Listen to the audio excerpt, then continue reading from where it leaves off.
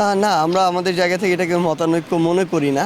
আর হচ্ছে হাসনাতের যেই লেখাটা ছিল এটার সাথে কিন্তু আমার হচ্ছে কিছু পারসেপশন, হ্যাঁ, রিসিভ করার ক্ষেত্রে দ্বিমত ছিল। তার পুরো বক্তব্যের সাথে মানে বক্তব্য লাইনগুলোর সাথে কিন্তু কোথাও দ্বিমত ছিল না।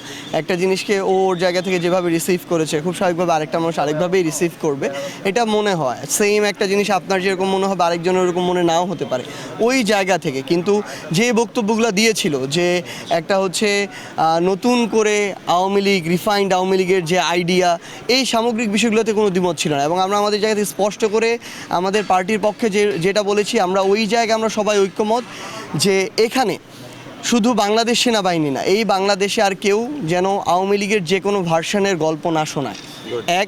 এবং দ্বিতীয়ত হচ্ছে আমরা আশা করব যে বাংলাদেশ সেনাবাহিনীর প্রতি আমাদের যে রেসপেক্টের জায়গাটা আছে সেটা প্রতিষ্ঠান হিসেবে তারা ধরে রাখবে।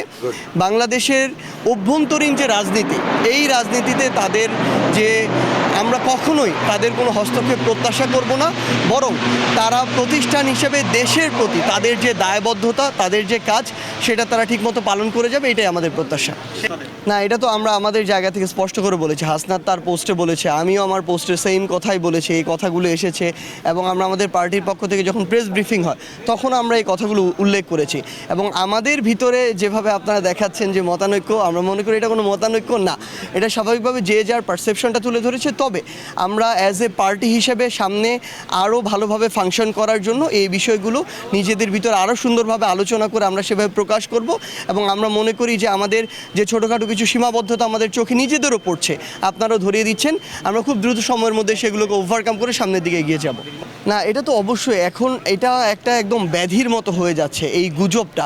এবং যে যার মতো করে ফেক আইডি দিয়ে, ফেক পেজ দিয়ে মন মতো আর কি প্রত্যেক দিন তারা খুনি শেখ হাসিনাকে বাংলাদেশে নিয়ে আসছে, আবার প্রত্যেক দিন পালাওয়ের স্লোগান দিচ্ছে।